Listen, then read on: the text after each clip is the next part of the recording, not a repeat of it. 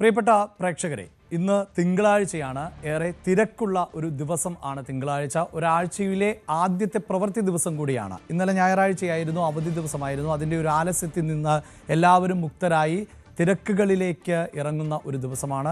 കുട്ടികളൊക്കെ ആണെങ്കിൽ പലരും ഇതിനോടകം തന്നെ സ്കൂളിൽ പോയി കഴിഞ്ഞിട്ടുണ്ട്. കോളേജിലേക്ക് പുറപ്പെട്ട വിദ്യാർത്ഥികളുണ്ട്. മുതിർന്നവർ ആണെങ്കിൽ അവർ ജോലി തിരക്കുകളിലേക്ക്, വിവിധ സ്ഥാപനങ്ങളിലൊക്കെ ജോലി ചെയ്യുന്നവർ അവർ ജോലി ആവശ്യത്തിനായി ഇറങ്ങിയിട്ടുണ്ടാകും.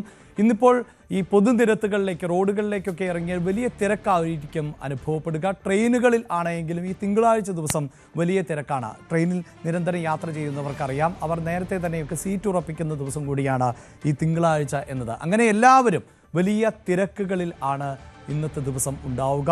അതേസമയം ഇത്തരം തിരക്കുകൾ ഒന്നുമില്ലാതിരുന്ന കാലം ഉണ്ട് നമുക്ക്.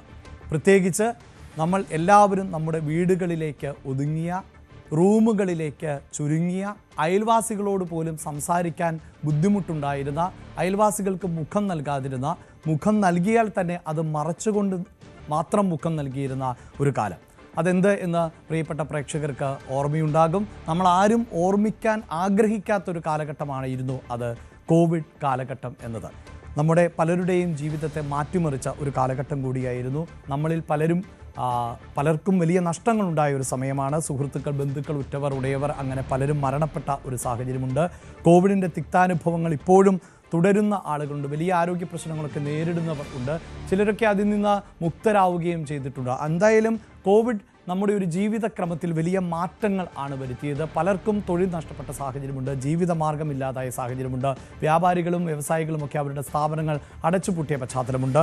അതേസമയം തന്നെ കോവിഡ് ചിലർക്ക് പുതുജീവൻ നൽകിയ പശ്ചാത്തലവുമുണ്ട്. ഈ വ്യാപാര സ്ഥാപനങ്ങൾ അടച്ചുപൂട്ടുമ്പോൾ തന്നെ ഓൺലൈൻ വ്യാപാര സ്ഥാപനങ്ങൾ പച്ചപിടിച്ചത് കോവിഡിൻ്റെ സമയത്താണ്. ഇന്നിപ്പോൾ നമുക്ക് സർവീസുകളും ഉൽപ്പന്നങ്ങളുമൊക്കെ വീട്ടുമുറ്റത്ത് എത്തുന്ന ഹോം ഡെലിവറി സർവീസുകൾ വ്യാപകമായി. അതിനൊരു വലിയ സ്വീകാര്യത ലഭിച്ചത് കോവിഡിൻ്റെ സമയത്തായിരുന്നു. ഓൺലൈൻ പ്ലാറ്റ്ഫോമുകൾ, യൂട്യൂബ് പോലെയുള്ള നവമാധ്യമങ്ങൾ കൂടുതൽ ആളുകൾ വീക്ഷിച്ചതും അതിന് സ്വീകാര്യത ലഭിച്ചതും കോവിഡിൻ്റെ സമയത്തായിരുന്നു. പലരും വീട്ടിൽ പാചകം പഠിച്ചത് കോവിഡിൻ്റെ സമയത്തായിരുന്നു. പലർക്കും വളർത്തുമൃഗങ്ങളെ ഓമനിക്കാൻ തോന്നിയത് കോവിഡിൻ്റെ സമയത്തായിരുന്നു. പല വീടുകളിലും ചെടികൾ നട്ടുവളർത്തിയത് ഈ കോവിഡിൻ്റെ സമയത്തായിരുന്നു. അങ്ങനെ കോവിഡിനെ പോസിറ്റീവായി കണ്ട ആളുകൾ ഉൾപ്പെടെയുണ്ട്. ഒരുപക്ഷെ പ്രിയപ്പെട്ട പ്രേക്ഷകർക്ക് സംശയം തോന്നാം, എന്തിന് ഈ രാവിലെ അവസാനിപ്പിക്കുമ്പോൾ കോവിഡിനെ കുറിച്ച് സംസാരിക്കുന്നു എന്ന്. 2019 നവംബർ 17 ചൈനയിലെ വുഹാനിൽ കോവിഡ് എന്ന രോഗം ഒരു വ്യക്തിക്ക് സ്ഥിരീകരിച്ചത്. അത് പരിശോധനയിലൂടെ സ്ഥിരീകരിച്ചതാണ്. പക്ഷേ ശാസ്ത്രലോകം പറയുന്നത് ഈ സ്ഥിരീകരണത്തിന് മുമ്പ് തന്നെ ഈ വുഹാൻ മാർക്കറ്റിലെ പലർക്കും കോവിഡ് പകർന്നിട്ടുണ്ടായിരുന്നു എന്ന് തന്നെയാണ്. ചൈനയിലായിരുന്നു ഈ കോവിഡിൻ്റെ പ്രഭവ കേന്ദ്രം എന്നറിയാം. അതുകൊണ്ട് തന്നെ ഇപ്പോഴും ഈ കോവിഡിനെ കുറിച്ചുള്ള വിവരങ്ങൾ ഒന്നും വ്യക്തമല്ല. കോവിഡ് എങ്ങനെയാണ് ഉണ്ടായത്, അത് ഈ വൈറസ് എന്നത് മൃഗങ്ങളിൽ നിന്ന് മൃഗങ്ങളിലേക്ക് മാത്രം പകരുന്ന വൈറസ് എന്നുള്ളതാണ്. അത് പിന്നീട് മനുഷ്യരിലേക്ക് പകർന്നുവെന്നും അങ്ങനെ മനുഷ്യരിൽ നിന്ന് മനുഷ്യരിലേക്ക് പകർന്നു എന്നുമാണ് ചൈന പറയുന്നത്. എങ്കിൽ പോലും ശാസ്ത്രലോകത്തെ പലരും ഇപ്പോഴും അത് വിശ്വസിക്കുന്നില്ല. ഇത് അബദ്ധത്തിൽ പറ്റിയ, അതായത് പരീക്ഷണങ്ങളുമായി ബന്ധപ്പെട്ട് പ്രവർത്തനങ്ങൾക്കിടെ അബദ്ധത്തിൽ മനുഷ്യരിലേക്ക് പകർന്നതാണ് എന്ന് ഒരു വിഭാഗം പറയുന്നു. അതല്ല, ഈ ജൈവ ബോംബുകളുടെ കാലഘട്ടം ആണല്ലോ വരാൻ പോകുന്നത്. അത്തരം പരീക്ഷണങ്ങൾക്കിടെയാണ് ഇത് പകർന്നത് എന്ന തരത്തിലുള്ള ശാസ്ത്രലോകത്തിൻ്റെ നിരീക്ഷണവുമുണ്ട്. എന്തായാലും ഇപ്പോഴും കോവിഡ് എങ്ങനെ ഉണ്ടായി എന്നും അതെങ്ങനെ പടർന്നു എന്നൊന്നും കൃത്യമായൊരു നിഗമനത്തിലേക്ക് എത്താൻ ശാസ്ത്രം ഏറെ പുരോഗമിച്ചിട്ടും സാധിക്കാതെ പോകുന്നു എന്നുള്ളതാണ്.